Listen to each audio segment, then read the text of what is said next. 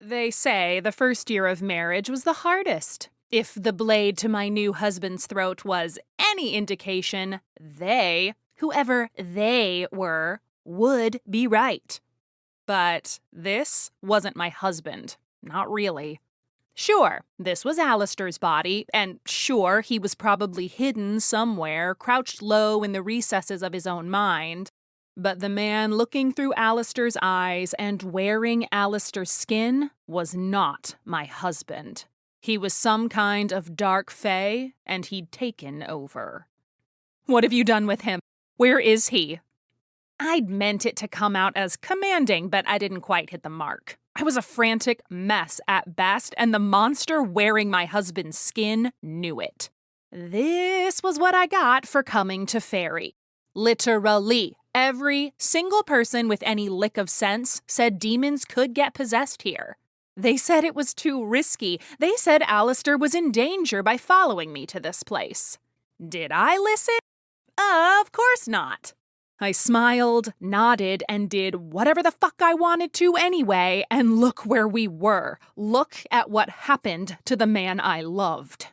I should have known something was off the moment I saw Alistair fall in the gorge. We'd been trying to keep the unseelie fae back. We were trying to stop Verena and whatever cracked plot she was trying to carry out. I thought we'd succeeded. Peering into the strikingly blue eyes of Alistair's hijacked face, I'd say we missed one. I saw the lie cross his face before he opened his mouth. No, not today, buddy. Think very carefully about what you say next. I could practically feel my molars cracking from how hard I was clenching my jaw.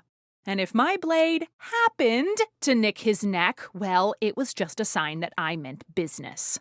And yeah, this was far too close to home for me. Not just that it was Alistair, not that it was the man I loved being used in such a fashion.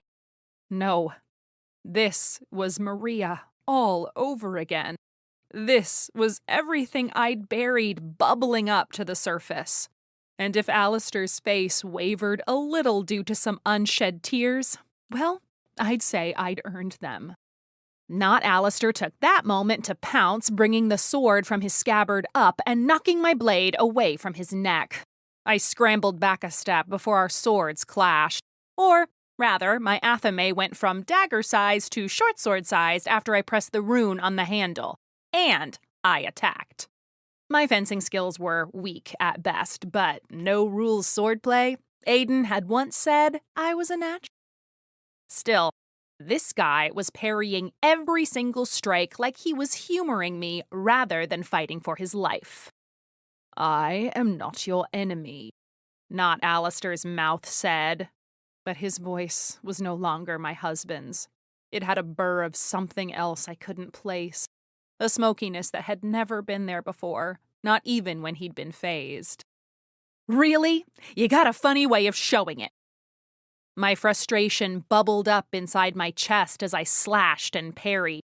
I couldn't say why I didn't want to use the power that roiled beneath my skin, but I didn't. I could kill him. I could hurt him. But I didn't want to because of the face he wore. It was a weakness I knew I had, but I didn't have the luxury of time to analyze it.